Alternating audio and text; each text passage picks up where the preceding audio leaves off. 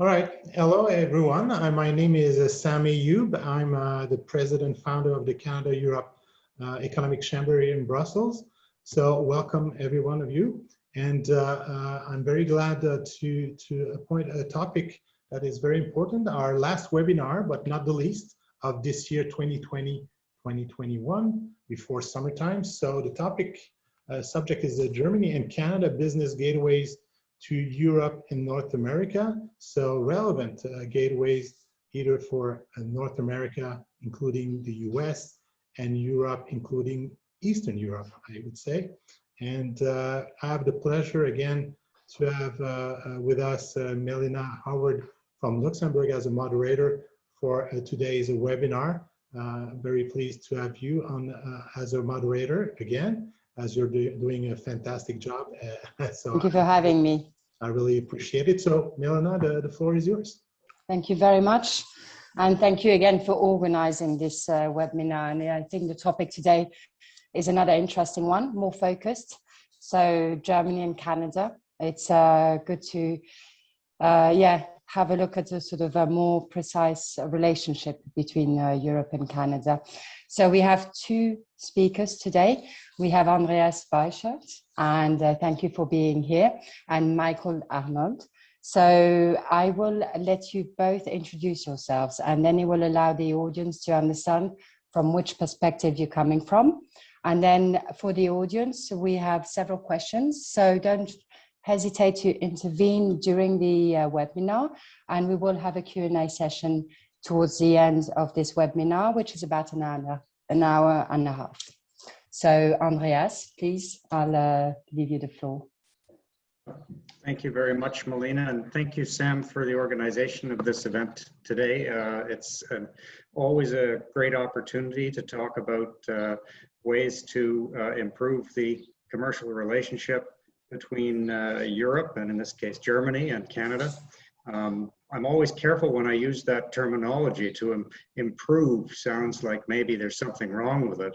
It's actually a fairly robust trading relationship already, but let's face it, things can always be better, right? So I'm approaching this, I'm at the Canadian Embassy in Berlin. I'm the Senior Trade Commissioner for Germany, based here supervising our 3 offices in Germany.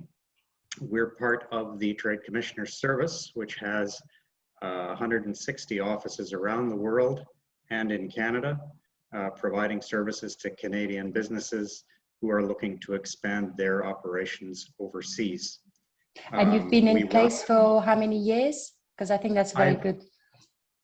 I arrived in Germany in 2018, so pretty much half my time has been non-COVID and half my time has been COVID, which is an interesting way to cut it up, so to speak, but there we are.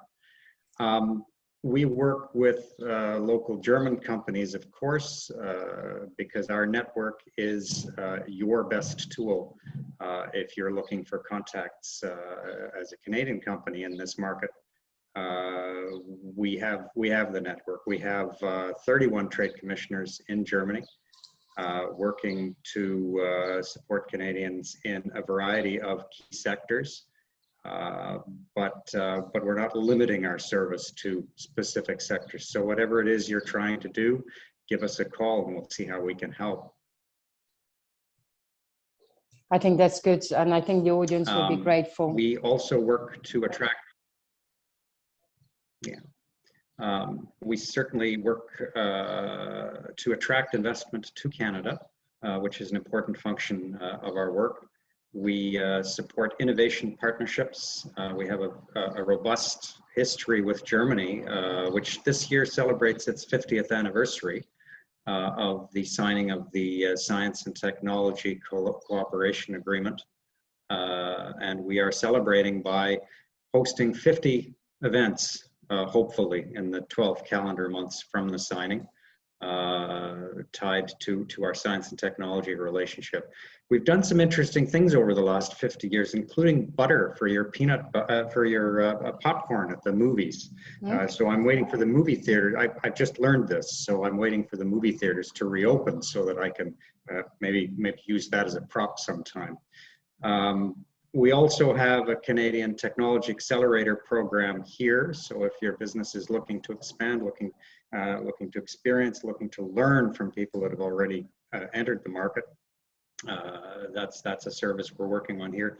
And of course, the bread and butter of the Trade Commissioner service and of exports is exporting your products and services to Germany. So finding you the right partners, making those connections, giving you some advice on if your product has a decent chance of success here in the German market. I think I was told to speak for 2 minutes. I don't have a timer on, but I think that's probably Don't worry. it. I'm sure we'll have an opportunity to expand. You will, yes, you'll both be able to develop. So now, Michael, up to you, and you can definitely talk about business in Germany. Go for it. Yeah, let me start with introducing myself. My name is Michael Arnold. I'm Managing Director at Peer Group, responsible for the European operations of our company. Our company is headquartered in Canada, so I work for a Canadian company. Andreas mentioned he arrived in Germany in 2018, as far as I remember. I arrived much earlier. I arrived in 1961. So I'm 60 You years were old. born there. Of course. Yeah. Sorry, I just hesitated 1 second. I try to present a little bit of German humor here. No, good. We like that. I don't want to go through all the steps in between. My background is in physics. I studied physics at the University of Jena. Spent several years there after my diploma in applied research for Carl Zeiss factory and optics before the inner German border opened, which was a very important step in my life. So I could go abroad. And I decided to work on a PhD, went to the University of Düsseldorf, worked on my PhD, but I didn't want to stay at the university. I wanted to go into business and got an interesting job in defense industry in the very far southeast of Germany in the Alps, close to Salzburg. Very nice area. I used to live there for several years. Later, I joined a Japanese company called Matsushita, probably better known as Panasonic or GVC. And that was my entrance point in factory automation. I became an applications engineer for industrial automation. From there, I went to Austria, worked at a company which developed highly specialized systems for aircraft industry. Before I came to Dresden in 2001 and took over a management position in a big US company, which got acquired 1 year later from another big US company. And the challenge for myself was, what do we do from there?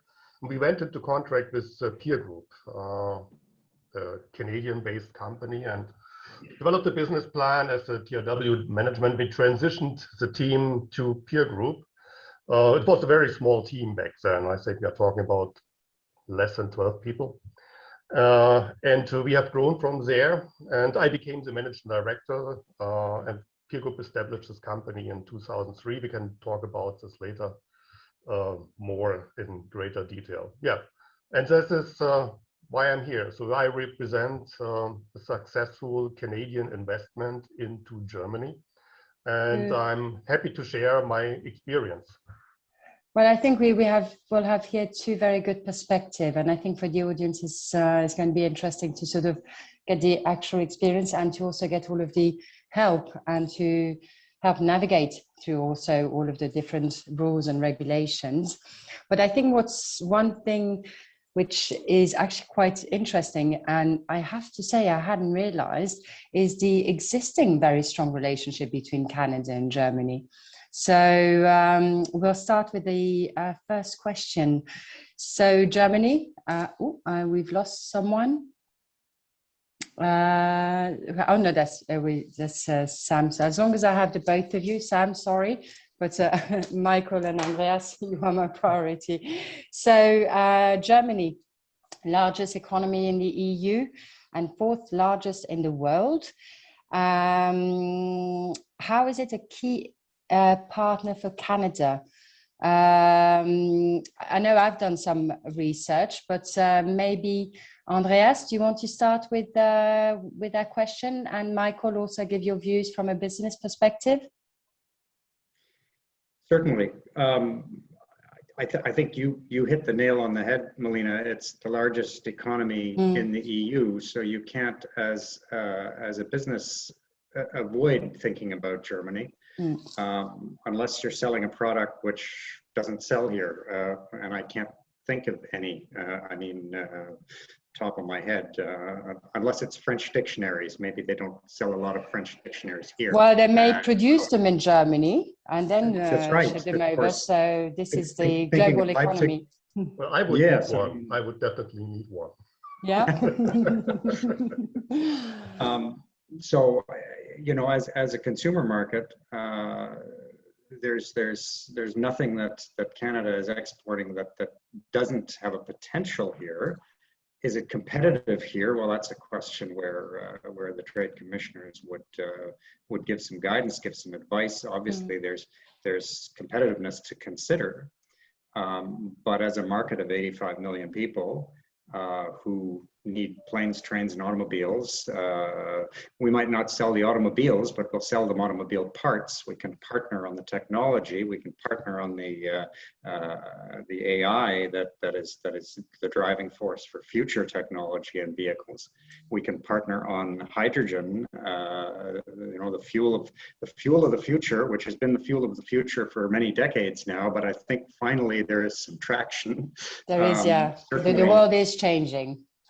Yes, and as the world is looking at trying to become carbon neutral, Canada, with its clean energy and its clean tech, its history of development, its innovative development of clean technologies, is an important partner for Germany as well. So there's all sorts of areas where we can collaborate. Where for Canada, getting that foothold into Germany is terribly important.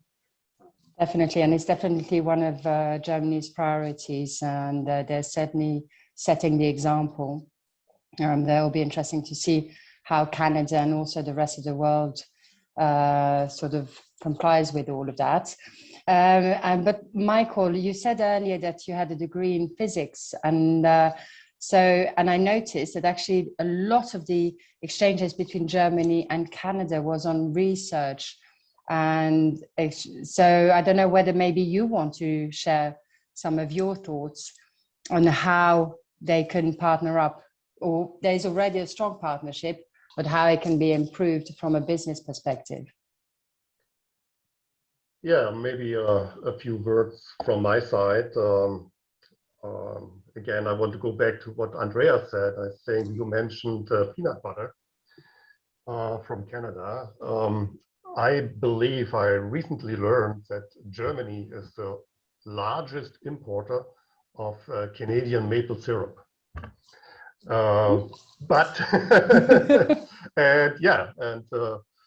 One of our shareholders recently, or a few years, retired, and he is producing it by himself just for local consumption. The business relationship between Canada and Germany goes way beyond maple syrup. There's a lot of technology involved in lots of areas, and also a good research cooperation. And probably this goes also back to the discussion we had before we entered the session here. What drives business? And I think that a few important things what drive business. It's trust and relationships. And when I look into Canada, I think there are three very important roots Canada has. Obviously is English, so it's from Great Britain. It's part of the Commonwealth. And French, which is very established in Canada, deep roots there. But I think the third one is actually German. And I can also talk for our company. one of the shareholders who is owning the Canadian company actually has roots in Germany. And I think that was an important decision point for him to make this adventure to establish a business in Germany, more to make him feel more comfortable, yeah, because this is where his roots have been. So I'm not surprised that Germany is a big partner in Canada, because I think a lot of the immigrants actually in Canada, or their parents or grandparents, actually came from Germany. Yeah, I think the statistics is about 10% of Canadians have partial German ancestry. So, Yeah. and 500,000 Germans and Canadians travel to each other's countries. So it's no, there's deep roots, historical sort of, yeah, common grounds really. Yeah, and I think that plays an important role. By the way, the headquarter of our company is in Kitchener. And I don't know if you know this, Kitchener used to be called Berlin in the past. Good know. Yeah, that tells you a lot of Germans came into this area of the province Ontario. No, it's, but it's, I think, I find it always interesting to just learn a bit more, because we take everything for granted, where we just assume, you know, Canadians will work a lot with the Americans.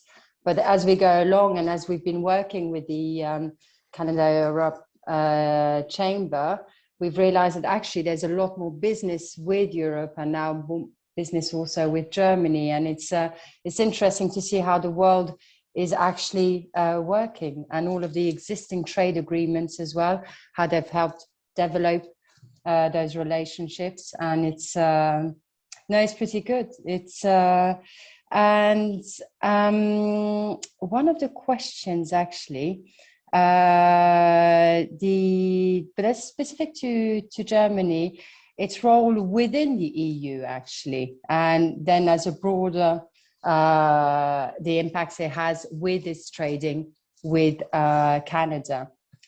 Do you want to take this question, Andreas? I'm sorry, did you state the question? I don't have them printed in front of me. Oh, yes, yes. So we were talking about how Germany, with the largest economy in the EU and fourth largest in the world, is a key partner for Canada, and what role and importance Germany has inside the EU. So with your position, well, at the moment you are in Canada with the COVID conditions, but when you are being based in Germany in usual times, how have you seen Germany's importance within the EU, and then as a result with Canada? Well, certainly when we think about the ratification of CETA, I mean, CETA is approaching its 4th anniversary of being provisionally effective. So I think it's 98% of the provisions of CETA are functioning and available to companies who are trading between the EU and Canada.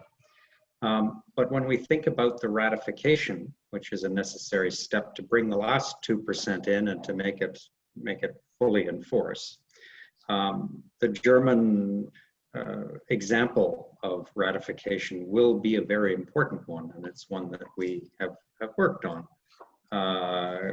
Clearly, there's technical steps to pass and legal steps.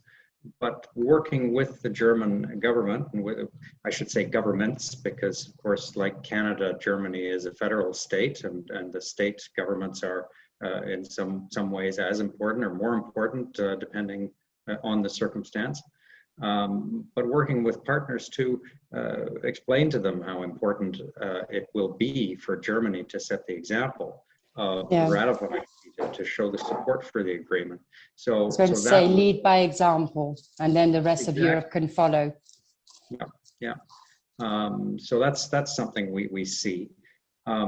When there are issues which need to be resolved in Brussels, and I think here about some of the regulatory EU regulations which impact trade, working with German partners to represent in a fair manner the concerns of Canada at Brussels can also be quite important.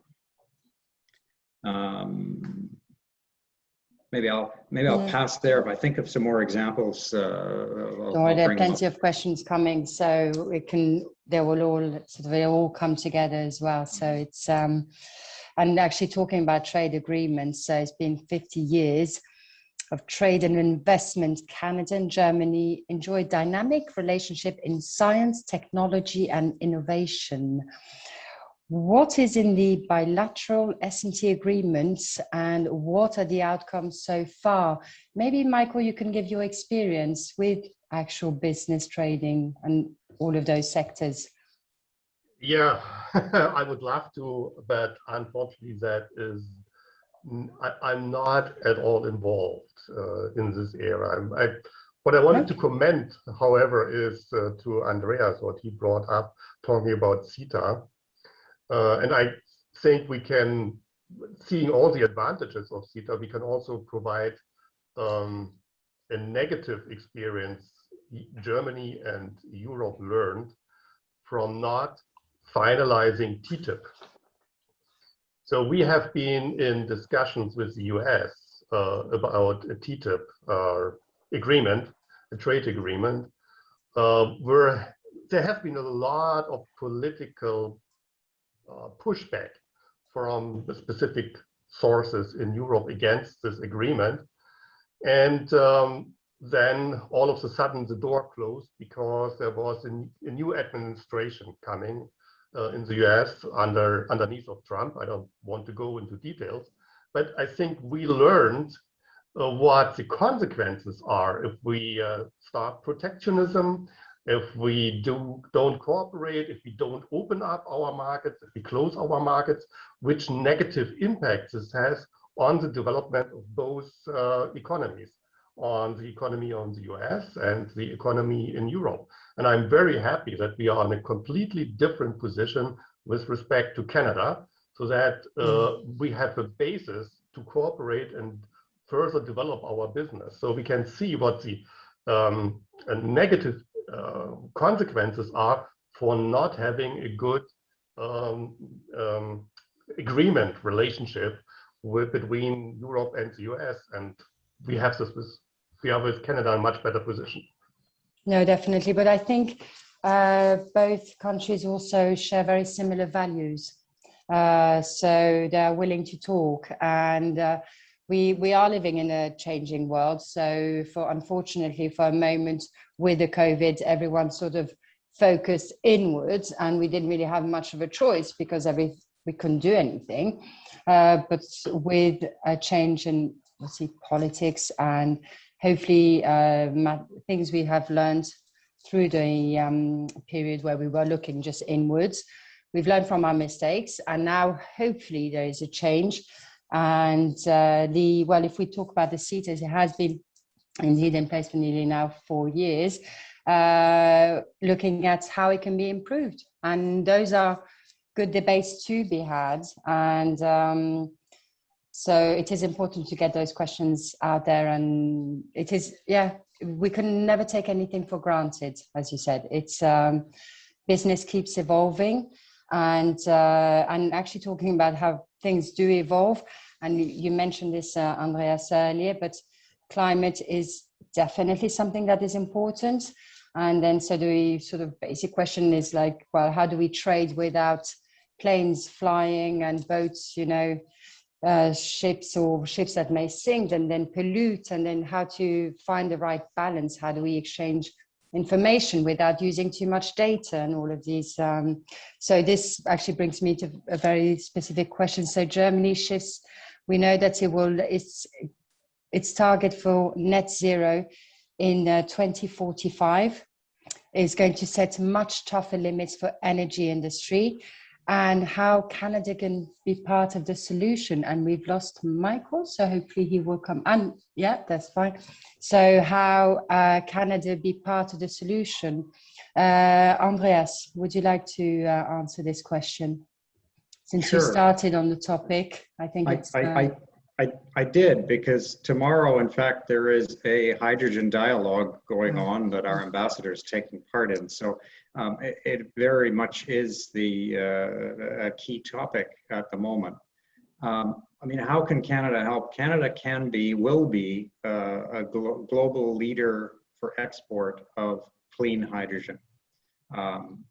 That's a fact. It will take some years to do. But you have a little bit of time. 2045 is around the corner, but well, if you start planning yeah, now, like you are, we should get there. It's only 24 years. It's not that long. I know. When you start to think about it in those terms. But no, obviously Canada has a great deal of hydroelectric energy. You know, we're the second biggest country in the world. We're just fortunate that way. You know, now we have our own energy questions to solve, because we also have a lot of fossil fuels, which have been a big part of our economy, but clearly that won't go on forever.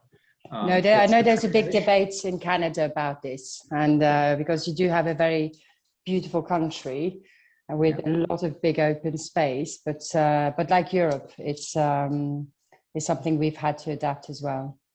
That's right. But clearly the transition is how we manage that transition. And I think the solution that is talked about, that will be talked about again tomorrow at the dialogue, is whatever we can do to burn cleaner fuel than what's currently being used. If we can replace, for instance, natural gas generation and get rid of some coal generation, that's still a good step. So you cannot look at it simply and say, well, we shouldn't have natural gas because it's polluting. Well, yes, it's polluting, but it's less polluting than coal. It's certainly less polluting than brown coal. So if you shut down a brown coal plant and replace it with a natural gas plant as a transitional step to get towards something cleaner in the future, this is a good thing. Hydrogen will come. I think the hydrogen strategy, they don't have them in front of me, but certainly 2045 will be getting to a point where the exports will start to supply a good portion of the needs. But we have to start moving on this now, and not in 5 years and not in 10 years, and that's the trick. Definitely, today we definitely need to start the work. And Michael, is your business thinking about all of these aspects as well? I assume so, as in terms of alternative energies, or does it affect your business? The floor is yours on this topic. Thank you. That's a very wide field, and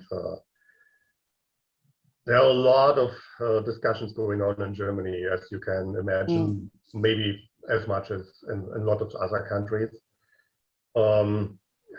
We are on our way to want to become, to don't produce net carbon dioxide. And the big challenge is, how do we get our energy from, especially electricity. And our industry, and especially the industry we are working for, is the semiconductor industry, consumes a lot of electrical energy in order to produce chips. On the other hand, those chips can help a lot to save energy somewhere else. And we, with our small company, produce software solutions which help production to lower consumption of energy. So that is one way how we contribute to getting to this ultimate goal in 2045.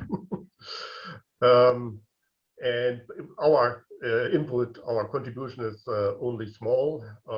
However, the impact on a failure to get to this result are huge. And this is probably the biggest challenge Germany is in front of.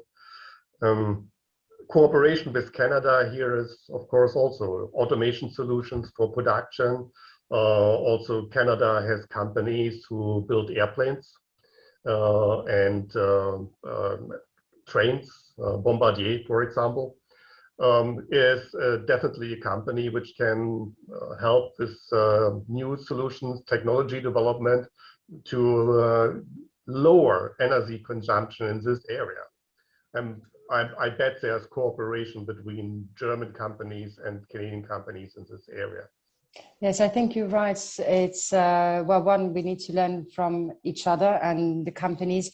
And I think if we all do our part, and I know that Germany and Canada have actually been at the forefront on a personal level. People have been asked to make sure that they recycle, do their part. And I think it's true if as individuals, we all do our part, but if also in companies, the way we produce, if we can reduce, then there'll be less of a demand. And it doesn't mean that there's going to be less business for energy. It's just, it will be a better business, a better quality. But I think you did well, Michael, to remind that also the industries, when we produce, we can make a difference. And it's not just up to the individuals, but it's up to the companies. And of course, we also need governments to give us clear guidelines and to set those targets and do their best to help us meet those targets, and fair ones as well. I think that's important. So, and that's a question now for you again, Michael, which is actually specific to you. So why Peer Group identified Germany as a state to have their EU quarters? And well, you mentioned the background from one of the founders, but maybe there are some other reasons. And how has the growth of the company been since then in the EU? Yeah, would be a lot to say because we are now, let's say, and we started the business in 2003 with Peer Group.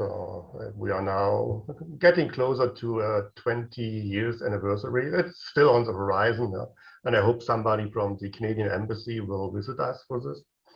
But why did we start? Why did Peer Group start this business? Well, Peer Group, until 2003, the business focus of Peer Group was completely focused on North America. And it was a strategic decision to grow and to also to grow across the continent. And that was, I think, the major trigger point to open a business abroad. Yeah. Why did that it became Germany? Obviously, there was a strong relationship to Germany. But also there was a talent pool here available in Germany.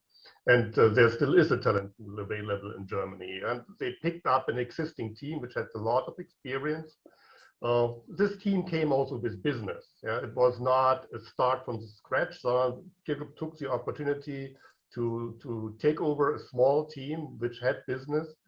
And they picked a place where we had very close proximity to our customers. So I gave you the background. Our company is very strong in semiconductor industry, which are our customers. And we have a few factories here around us. I mentioned talent pool available. I mentioned customers close by. It was also important that Dresden is a very nice town to go to. So the shareholders still love to come to Dresden. I would also encourage everybody from the participants to think about a visit to Dresden. If you do so, please let me know. Maybe we can organize something for you. As soon as we all get our second jab, it will definitely be over.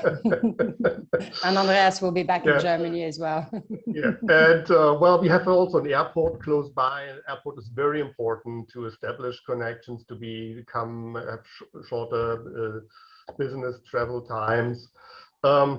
Then another argument was, okay, to have local people in Europe to support Canadian products here in the market.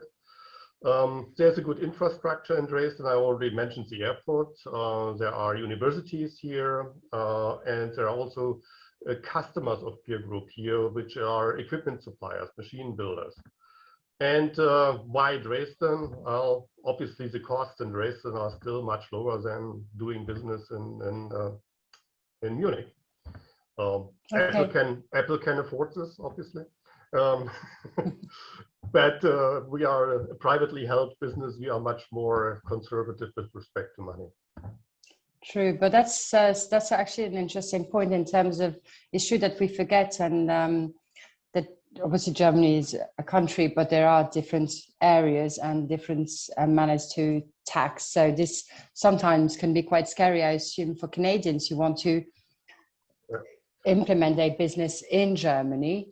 So is that something your offices can help with, Andreas, to determine which town would be the best place? Because obviously now, after Michael's speech, we all want to go to his place, but maybe the rest of Germany, there are some other areas which are more suitable, but a bit like Canada, we have all of the different regions as well. Well, certainly. I mean, among the types of questions that a new company coming in might ask is precisely that: where should I be based? And I think the answer will be include such questions as, I mean, Munich. Try and find an apartment to rent in Munich. You can just forget about that. It's at any reasonable price. But maybe what the business you're in, the local customers are not around Dresden, or not around Leipzig, or not around Hamburg. So these, obviously that's your first question. Germany is smaller than Canada, but it's still big enough that you don't want to base yourself in the north if you're selling to the south. So these be among the questions that we could help with. To look at the targets, really, to identify clearly. So a good business plan before they come and see you would help. Yeah. Good. And to also think about quality of life, and I agree with that. It's finding the right balance, and being based in Luxembourg, it's very green, and it's good to be sort of finding the right balance. But I would challenge also everyone to try and find a reasonable place to rent. So this is something to think about when setting up a business. Indeed, when you want to recruit, it's important. Totally agree. And actually, there's something we talk. I mean, if you come from the outside, one would think, Canada and Germany, two very different countries. Big cultural differences. We are finding that there are actually less cultural differences and a lot of shared values. But the next question is about labor, actually. And Michael, maybe you can, can you highlight the areas specific to Germany that you found to be quite different in terms of running a business? Because it's true, the way Canadians can run a business will be quite different to how Europeans can run a business, and even more so how Germans can run a business. What's your experience in this? Yeah, thank you for this question. There's a lot of experience. I would like to add one more point to the previous question, however. I talked about the cost perspective, but I also want to talk about something very positive. I mentioned at the very beginning, prior to 2003, the business of our company of Peer Group was completely focused on North America. There was no business outside of North America. 15 years later, when we celebrated our 15 years anniversary of the GmbH in Europe, actually Europe was the largest revenue bringer to Peer Group's global business. Yeah, we surpassed just a little bit, in 15 years later, the North American revenue. So you can do successful business in Europe, in Germany, and in Europe, of course. But you need to have a good business plan, and you need to have a long-term horizon. If you just are waiting for a good deal which pays out within 1 or 2 years, probably the effort is isn't worth it. But if you have a great idea, let me know. It pays out in 1 or 2 years. So I think this is a question for the audience. Question to the audience. Yeah, you can share my contact details with the audience, by the way. But coming back to your questions, yes, there's definitely differences. But you are right when you mentioned culturally we are close between Germany and Canada. So I have the experience working for a US company and working for a Canadian company, and I can tell you there is a cultural difference between Canada and the US. Canada is much closer to Germany than the US culture is. So that will definitely help any Canadian company to work in Germany and work with people who are used to German culture. Differences have been probably more surprising to my shareholders than they have been for me, because I grew up in Germany. It starts with labor laws, and when you go to Germany or to Europe, there are many of the European countries very strict labor laws, which protect the interests of the employees more than the interests of the companies. This is what you have to put into account and what needs to be considered when you start doing business in Europe. Something our Canadian organization had to learn is that we have a huge amount of vacations. True, we forget that, how lucky we are. We take it for granted. Yeah, and that was actually attractive to several of the people in Canada to move over to Germany and work here for our company and explore Europe, use the vacation time they got, which is huge in comparison to what somebody who starts in Canada and a company gets, and explore Europe. And that also helped to establish a common culture between the two offices. So personal exchange between the two offices, which I would encourage everybody who is starting business here in Germany to do such a type of an exchange program. There are also significant differences for R&D activities. Canada has an outstanding program, at least for SME business units, which is, I think it's called SHRED program, which supports R&D activities. You will not get the same level of support here in Germany. That was something which was disappointing to the shareholders. Nonetheless, we developed successful business. But you don't get, at least for SME companies, not the same financial support as you can get in Canada. There are other programs, there are a lot of programs to do R&D activities, but they don't provide the same financial support as you can get in Canada. So legal differences are certainly very important, and you need to deal with this.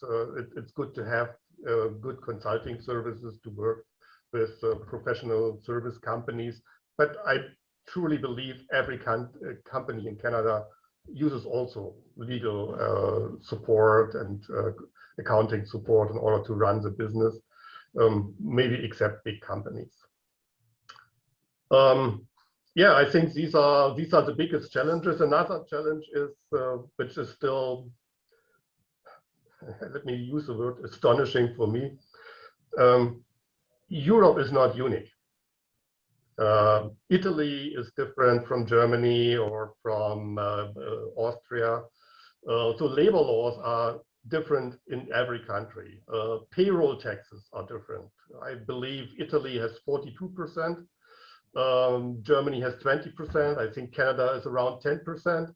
And these are quite significant differences which impact any business model you are thinking of. You have to consider this when you start doing business in Germany. No, So these are a few things. Yeah, I can come up with a longer list to talk about. But maybe Andreas, what are the main concerns actually when an entrepreneur comes to you and he says, I'd like to set up a business in Germany? What's the most common question? Is labor law the one really scary factor, or the? Well, I like Michael's expose there because, yes, I'd agree with all of it. A little bit of personal history. Before I became a trade commissioner 26 years ago, I actually ran my own business.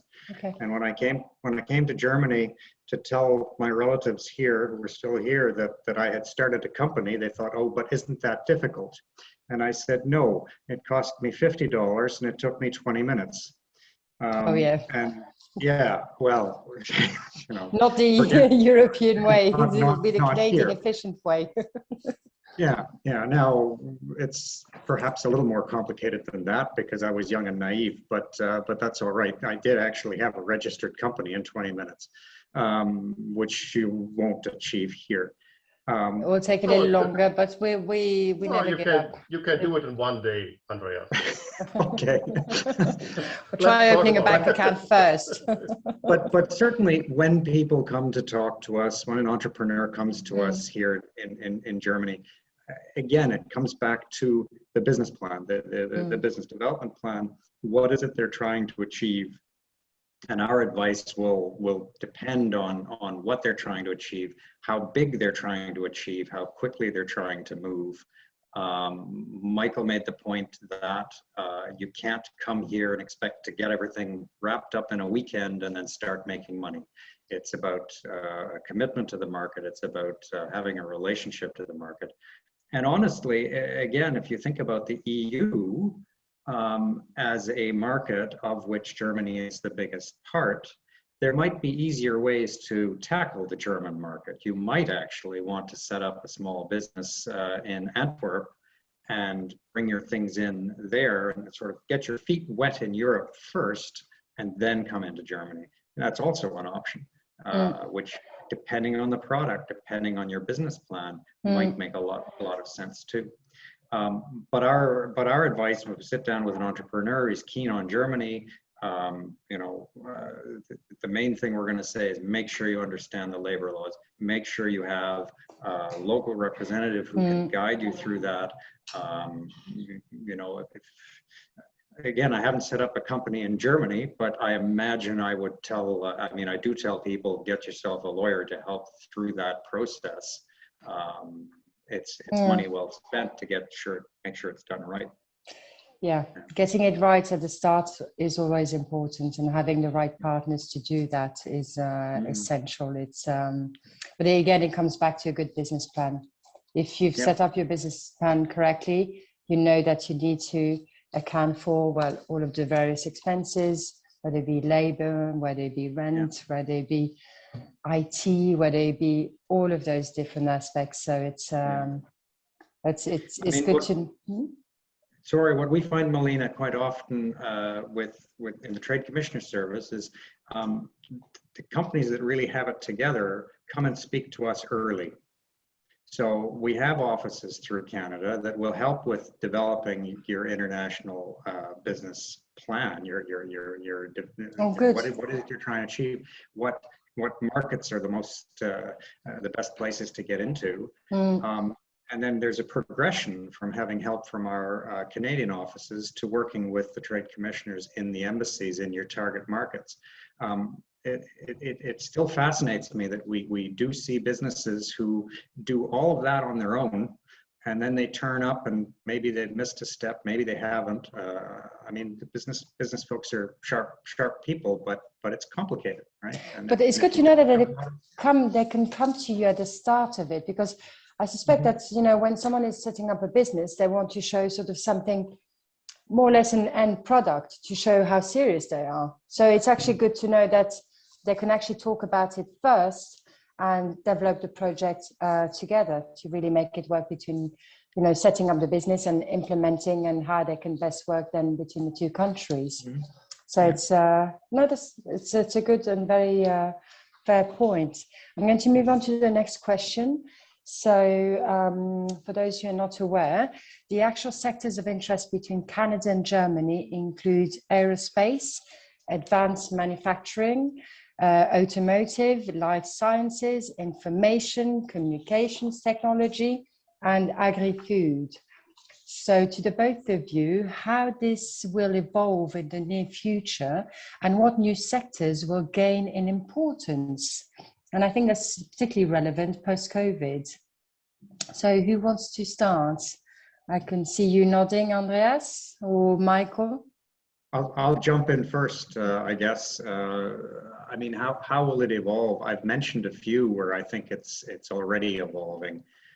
When we look at the energy sector, the subsectors in the energy sector, the clean technology sector, which some people would argue is not a sector by itself, because in fact it's helping other sectors to be cleaner, cleaner manufacturing, cleaner energy production. But in the energy sector, again, I think the hydrogen is going to really drive a big part of the relationship. The carbon neutrality goal of Germany in 2045, it's a challenge, and every part of the every industrial sector will have to contribute its share somehow. And I think that will drive the trading relationship.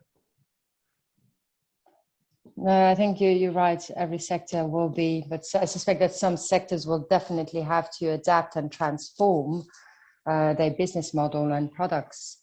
As you know, the cultures and our habits are changing as well. So, Michael, do you want to add something on this topic?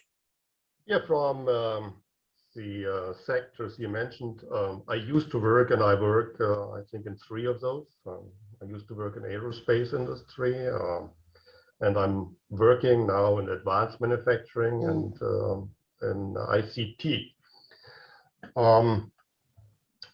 I recently have seen a presentation from Roland Berger, which is a larger consulting company, business consulting company in Germany. And they did an analysis, what is the impact of COVID to different businesses, different business areas. And it was very interesting that information communication technologies actually have got a push, as well as advanced manufacturing. A negative impact was on logistics and other areas.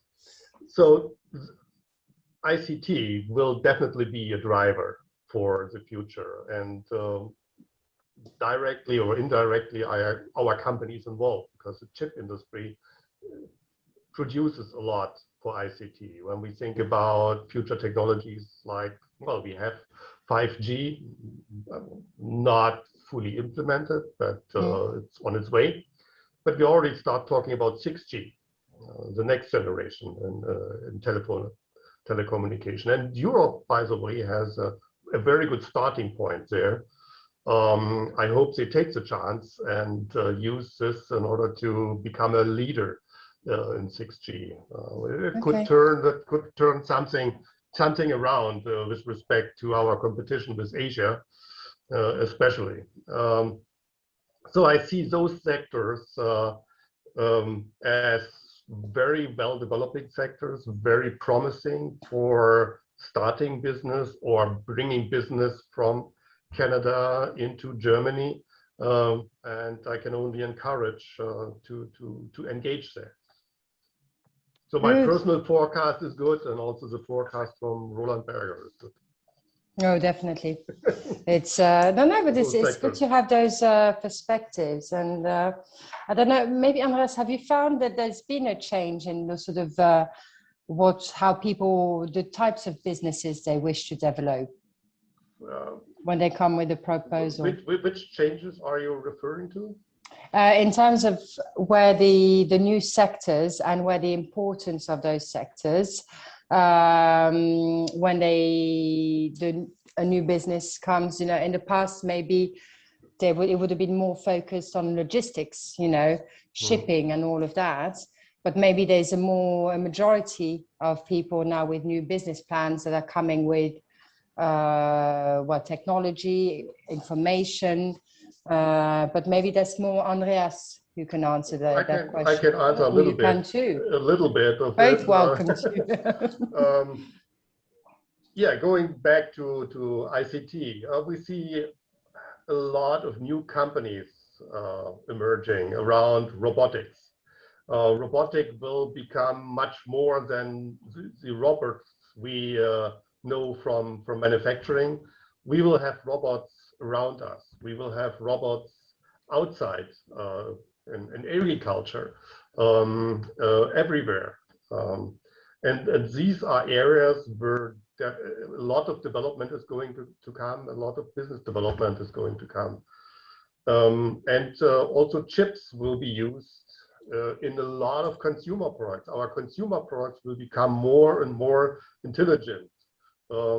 Artificial intelligence is now a big buzzword. This will go into each and every consumer product and will make those products more smart. It'll be interesting to see how they accept it, because I think Canadians, and correct me if I'm wrong, Andreas, that they're more open to all of that, to technology being more sort of present, whereas Europeans, and Michael, feel free to correct me also, I find a bit more sort of, they're holding back on that. They're a bit more fearful. They're a bit more sort of like, they like the old traditional ways, really. I don't know how to really explain that, but do you find that there is a big cultural difference in terms of accepting this new world between Canada and Germany, or not? Is that for Michael or for me or not? I started with you, Andreas. Yeah. Yeah, it started with me. Yeah. Well, first to your previous question. Yeah, I agree with Michael. I think what one sees, if I look at the last 2, 3, 4 years, the types of businesses, the types of ideas, the innovations that are coming out, the collaboration in AI in particular, and the many applications of that in the automotive sector, in the manufacturing sector, I mean, transportation sector, it's all there. Interesting sideline, I was on the Autobahn on the weekend and driving, and I figured something out about the AI in my car, which has an adaptive speed control. And I realized that, in fact, it's not as smart as I thought it was, because when it's telling me the speed limit, sometimes it seems to read the little signs off the back of the truck that says this truck will not go faster than. So suddenly I'm cruising, and in Germany, of course, you're cruising, you really cruise. And suddenly it says that I have a 60 speed limit. I say, where was this? So anyway, a little thing about AI that needs some work, obviously.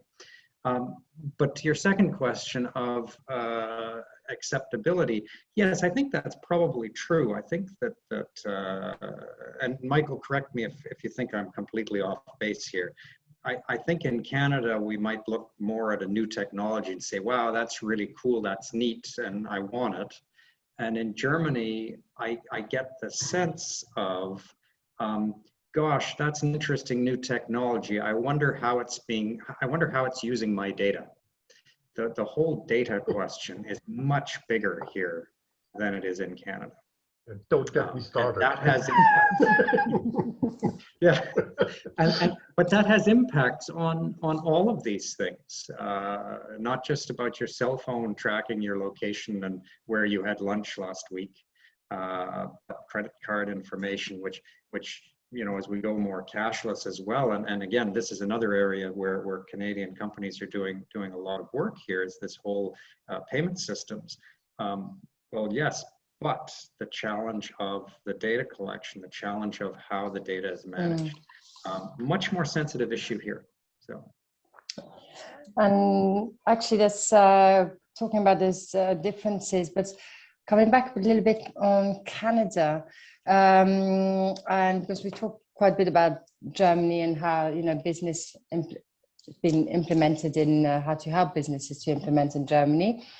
But the other way around, actually, what is the reality of German companies investing in Canada? And what is the strategic idea behind it? Maybe you have examples to share or success stories of other big corporations or small or medium-sized companies. Who wants to answer that question? Andreas, maybe? Or Probably I'll for Andreas. More for Andreas, because that's the opposite what we have done. Yeah, no, exactly. Yes. So you go for it. Well, thank you. I'll leap in. So currently we count about 900 German companies that have established subsidiaries in Canada. Okay. And these represent really the full spectrum of the German economy. I would say we have representation from all of the big German multinationals, Siemens, ThyssenKrupp, Bosch, all the major car manufacturers have something, sort of at least a sales office. But the bulk of those 900 companies really are SME investors from, people will know the German term Mittelstand. And I think, that what that represents, the sort of family ownership, highly innovative companies with very flat hierarchies, where the owners are making the decision or at least participating in that investment decision. They have aggressive globalization strategies, and they're not, it's not restricted by the common sort of SME definition of smaller sales numbers and small numbers of employees. Some of these Mittelstand are in fact quite large, with sales up in the billions of dollars. I mean, some of the ones who are invested, Festo, Ebelsprecher, KSB, Dr. Oetker, MTU.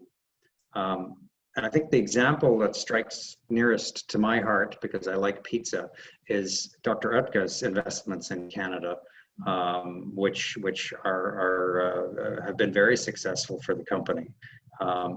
For many decades, Dr. Oetker sold ready mix in Canada, and they had their frozen pizzas brought in from Germany.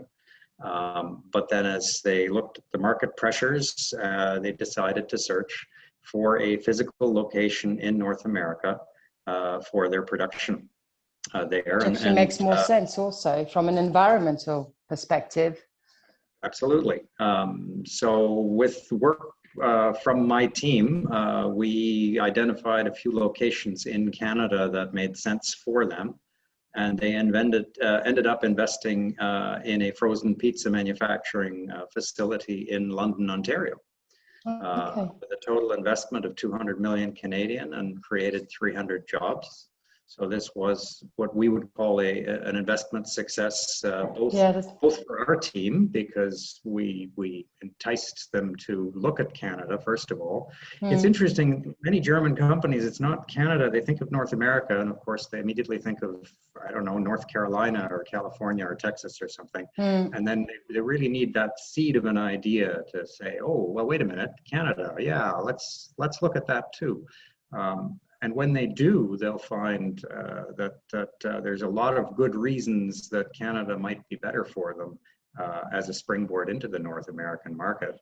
A much loyal, well-trained, tech-oriented workforce, favorable taxation. Canada is the only country that in the G7 that has trade agreements with all the other members of the G7. We also have the Pacific Agreement. We have agreements in Latin America. From Canada, you have trade agreements with 2/3 of the world economy. It's an amazing figure. But back to Dr. Oetker, if you want to buy a pizza in Canada now and in the US, chances are very high that they're made in Canada. And in fact, if you buy one in Australia or New Zealand, they're probably also coming from Canada, because of the way the company has been set up there. So some good opportunities. So definitely a success story. Yeah. But it is interesting to see that maybe the way, when someone wants to develop their business, and maybe a Canadian who's looking at Europe will then look at Germany to develop the business across Europe, but starts sort of from a strong position, a very strong country. But then, yes, people who want to sort of target the North American market, and maybe Canada sort of comes across as more people friendly, maybe that has a sort of more European touch, which, you know, again, cultural and shared values. And Michael, you mentioned earlier as well that Canada was a country that really helped businesses to develop, which is something that's quite important, because it's true, when you come to Europe and you set up your business, they don't necessarily finance you to help you sort of grow your business. You really have to do it yourself and make sure that you have good figures to really help you pay all of the taxes and the salaries. Well, the taxes are less of a concern because you have to make money. So I'm grateful to paying taxes. Then it's certainly a question, okay, how much money do I want to share with the government? But if you have to pay taxes, you usually are profitable. So that's the good news. But I agree with you, at least in 2 points. I think local production will become more important, that products are produced locally. That will force is probably too strong of a word. So a lot of companies will think about, will it be better to have local productions in different continents? And Andreas, as you brought up, a few German companies already decided to produce locally in Canada in order to serve the North American market and even beyond. And it's for a German company, I would also say it's easier culturally and also from a cost perspective to establish a company in Canada rather than in the US. I think that Canada has definitely an advantage for establishing or using Canada as a starting point going into North America than the US or any other North American country, which are not so many more. So you would definitely, for someone who wanted to sort of target the US market, they should start with Canada and not I would recommend I would strongly recommend to consider starting a business in Canada in order to enter the North American market. No, it's I assume you would agree with that, Andreas, because we are putting forward Canada. Andreas, you don't have a different thought. Yeah, no. No, but it's definitely something else. So actually, we've already answered this question, because then the next question was how Canada is a strategic gateway to North America market for German companies. So this is been covered, and I'm grateful. If I may, I'd throw in a few extra comments. I mean, we've said it, but I think to say it again, the business culture in Canada is so much more European than the rest of North America. And I think for a German company, for a European company going to North America, that alone makes it just a little bit easier to negotiate. You know, the labor, we don't treat our labor perhaps quite as partner-like as they do in Germany. I think, Michael, have I got that about right? I mean, we don't bring them into management boards in Canada, but the labor turnover rates in general are far lower in Canada than they are in many places in the United States. People are more vested in their workplace, and you see that in the turnover rates. I've mentioned the free trade agreements as an option to access many parts of the world. Certainly the proximity to the United States for a German company setting up in Canada, benefiting from those Canadian benefits, and yet still being right next door to the US. So metric system we haven't mentioned. I think that's a big one, but also that our Canadian engineers work in both systems. So they're able to make that conversion for you from the metric to the imperial and the US non-metric system. Quite, So quite oh, there's important. I'm yeah, just yeah. sorry.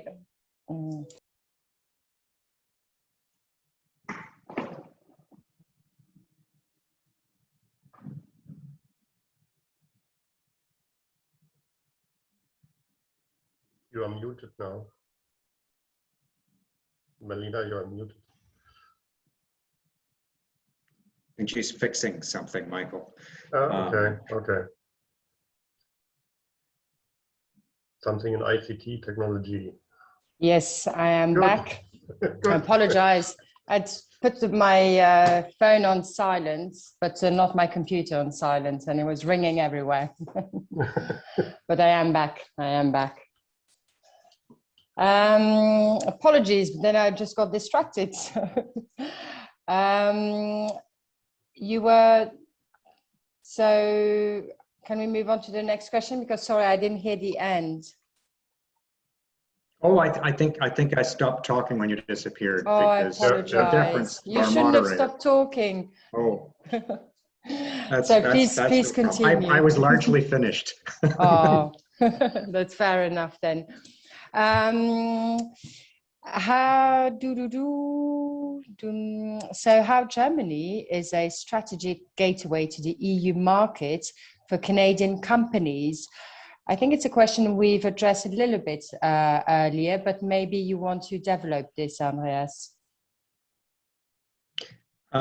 Sorry, how Germany is a strategic entrance. Yes, I think we've covered much of this. But I don't know whether you have context.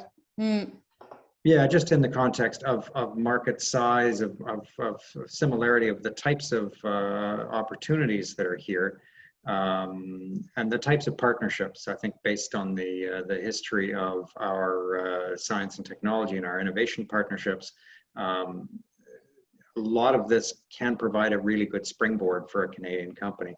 And I think also, and we haven't really said it, is the reputation of Canada here.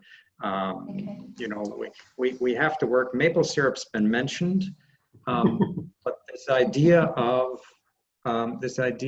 Canada being a wonderful nature place where people come to the mountains.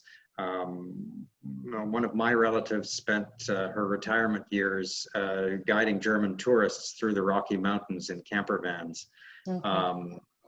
But it's expanding on that. That's all great. So they like us. The Germans like us. Now let's show them all the other great stuff that we can do. Yeah. And I think that's come around. I mean, we've had some major successes coming in.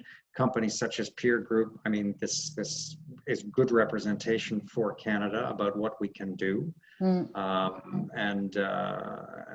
there's just a lot there that can be capitalized. And the quality of the research in Canada as well, I think, is something that really is it's some really good. The quality of the labor and being open-minded is important, but I think we also forget the quality of the workforce. It's workforce is essential. The same way as, you know, in Germany there's a really good workforce as well. But it's good to sort of be able to exchange on that and sort of show that we can use each other's expertise and experiences. It is very complementary, and I think the relationship between our research institutes and our universities, you know, many German parents send their children to the year abroad, discover the world, do a year of high school abroad. So there's that connection, that plug-in as well. Sorry, Michael, I think I stepped on you there. Yeah, but just wanted to add a few comments on Germany being a strategic entrance point into the European market. And I'm talking now a little bit more about Europe rather than European Union. Germany is perfectly in the middle of Europe. So you have probably everywhere is more or less the same travel time in order to reach the outskirts the heart of Europe. We are in the heart of Europe, but also in Germany, especially in Eastern Germany, due to the history, due to our political histories, there are a lot of connections into Eastern Europe. So if you in the long term or midterm think about also doing business with Eastern European countries, I understand it's right now very complicated to do business with Russia, but I believe this situation is going to change in a few years. So you have a lot of people here in Eastern Germany who actually can speak Russian, like myself. And understand Russian culture and have connections into Eastern European countries. A lot of our employees who are maybe in the 50s have actually studied in one of the Eastern European countries, including Hungary or Russia or other countries. So there are a lot of connections, and that also helps to develop business outside of Germany at a later point of time, using Germany as a strategic entrance point, as a strategic gateway. That's a very good point, and I don't think many people know that actually, because if you're not German or based in Germany, it wouldn't be a known fact. So thank you for pointing it out actually. Yes, and I would say thank you, or rather, spasiba, Michael. Конечно. Конечно. When I was based in Russia, my last posting was in Moscow, and of course it was interesting that many Canadian companies did in fact do precisely that. They based themselves in Germany or Austria, and then used that connection to move themselves further east. So absolutely, that's a little known benefit, especially in these days where it's a little bit challenging to do any real work in Russia anyway. Yeah, but that is going to change. Maybe not this year. There is a door open there, and where there is a will, there is a way. So, and we have about 15 minutes left, and there's one important topic which we haven't really developed yet, so we're going to go into it. And then if there are any questions from the audience, please feel free to send them in the group, and then otherwise we're going to develop a bit more and talk about CETA. Actually, we mentioned it a little bit, but we'll just go over it a bit more. How important CETA is for Germany and Canada since taking when it was implemented in 2017. The both of you, in terms of your own experience, who wants to lead? Andreas, do you want to say? You keep nodding, so when I see you nodding, I'm assuming you want to lead. So if you don't, well, if I'm nodding and my eyes are open, then it's. No, we're good. No, we're good. You haven't. If the eyes shut, then we're in trouble. Yeah, well, I mean, it's always difficult to quantify. So CETA is a tool. Free trade agreements are tools. They're there to be used. They eliminate restrictions to trade, tariff barriers. Hopefully they have some terms to, I mean, CETA is a gold-plated free trade agreement because it covers things like the rights of the countries to regulate their climate, their environment laws, their social services laws, but it also commits them to open up to public bidding on mutual bidding on public contracts. So this is a huge thing for both sides in that it opens up the access for them to go and do work that was just never open to them before. On the level of how important is it? I mean, there's elements like that which are quite important, I think, in a broad context. But on a smaller context, on a micro context, what does it mean for an SME that we have CETA? Well, we've had trade shows since CETA was implemented in several sectors, and I remember one company in particular in the fashion sector when we had Berlin Fashion Week, and we had a representative from the Kanzleramt come through because it was held at the embassy. And that company came over and they said to the rep from Kanzleramt, not to us, we didn't know what he was going to say, so it was kind of nice, but he came up and he said, this is so great. If it wasn't for CETA, I wouldn't even be here. I would not be selling in Europe. Because before CETA, I faced, and I've forgotten now, I think it was 25% tariffs, and there was no point. There was no point trying to sell my goods here. But when that disappeared, suddenly my stuff is competitive.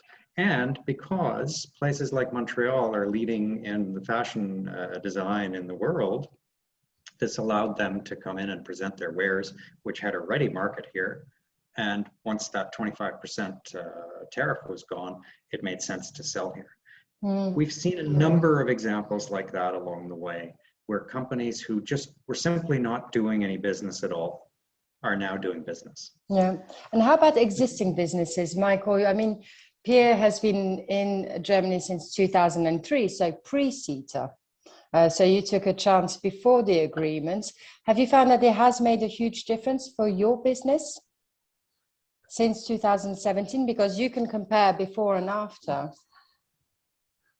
Well, from our perspective, I think the impact is limited because we have been heavily invested in Europe before already. It would be interesting to understand experiences like, more experience like Andreas mentioned, okay, what is the success rate of especially SMEs who obviously have a lower entrance barrier under the CETA program, in contrast to large companies which can easily work around tax issues than an SME company. In our case, we don't see a big impact for the specific business we are doing, which is very much focused on developing software for production automation and providing services around production automation. But it's interesting to see that, well, at least CETA is actually helpful for then new businesses. No, it's and actually the next question on CETA is what role CETA can play to ensure businesses of Canada and Germany be more solid and being able to adapt to future crises, like we've just had actually with COVID. Andreas or Michael? That's an interesting. The both of you actually, and then whether you like it or not. I'll start. Sure, I'll start.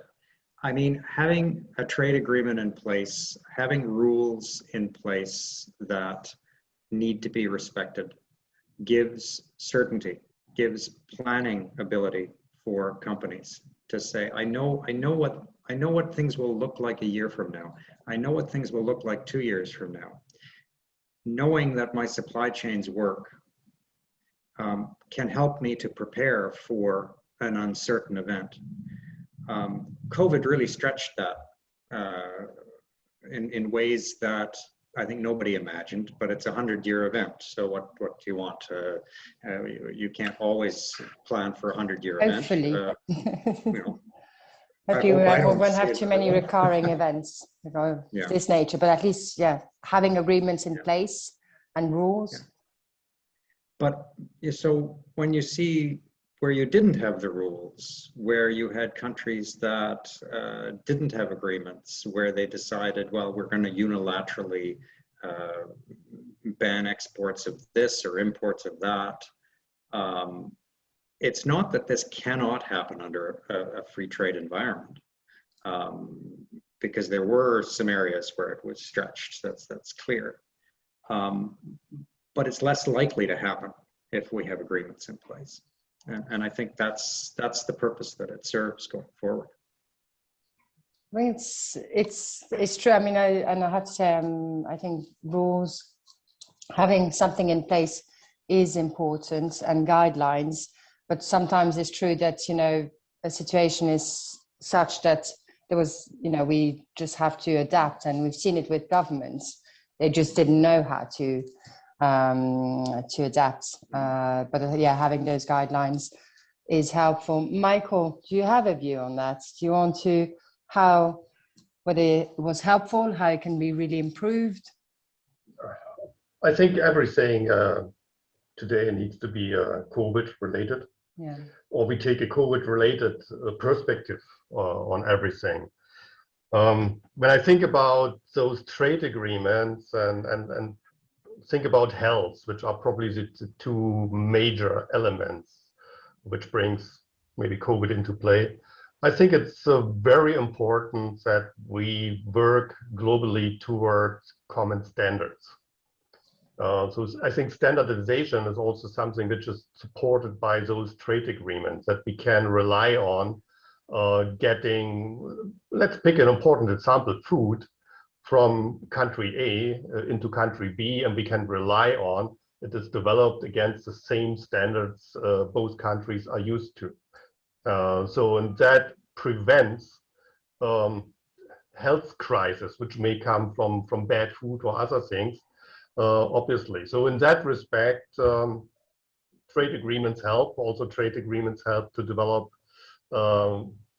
medication globally, to exchange medication we can rely on, that vaccination from Canada works as good as vaccination from Germany. And maybe regulate prices as well, because when it comes to also products, they can vary in terms of prices from one country to another, which sort of makes it slightly... Well, at least we eliminate the tax impact on the pricing, so that there's level playing field for competition. So and that overall brings pricing down when we have free competition, which trade agreements work towards. And that helps all countries and all inhabitants of the countries if they can get more for the same amount of money. Yeah, no, that's fair enough. But I think, well, this concludes the questions we had, and there's 4 minutes left. And I think, well, for starters, I'm grateful to the both of you, because you both brought a very different perspective, and it's always good to hear from, you know, your own experiences, and that's really helpful. But I think Sam wants to speak now, so I will give the floor back to him. Well, thank you, Melina, again for a great debate, or a great topics that has been addressed today for Germany and Canada. Being an entrepreneur myself, I'd like to add my 2 cents, if I may. As Canadian entrepreneurs with European roots, some remarks based on what you just said in the last hour or so is that a key factor is the human factor. You've talked about it, Michael. It's about meeting you guys. I mean, talking about your company, it's because of you. The European development happened a few years back, and now it's a big part of the revenue of the company, European market. So before, I would say the business plan is about to meet people, getting the information, explore markets, and then do absolutely a business plan in order to do things right. But doing business is about the people. That's what I think it's very important. And talking about meeting person to person, we'll be back, I'm sure, with those meetings back from the summer vacations.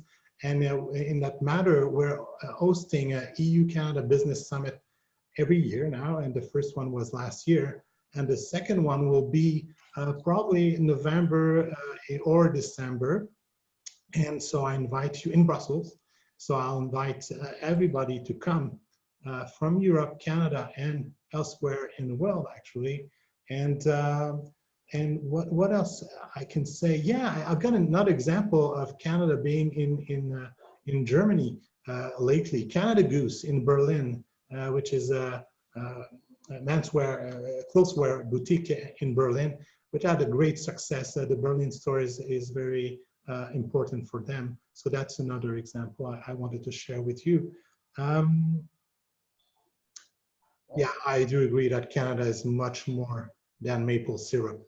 So we've got to go beyond that, and we can do a lot more. education level. And one more thing and last thing about Canada that we haven't talked about is the Canadian dollar. Canadian dollar is 67 cents out of $1 US American dollar, EU euros. So it's a big factor in terms of investing money into the Canadian market in order to cover the North American market. All right, so thank you everybody. Thank you for the participants. Thank you for the conference speakers. Very much appreciated. And that was our last webinar for the year 2020-2021. See you back in September. I want to thank also our partners, which are Government of Canada, Government of Quebec, Cible Solutions, Canada Goose, in fact, Denton's in Montreal, and Morrison Chapman in Brussels.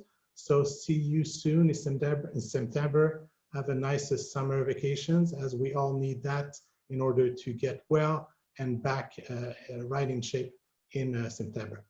Thank you, everybody. Brilliant. Thank you very much. All right. Thank you. Bye. Bye. Bye. Bye-bye.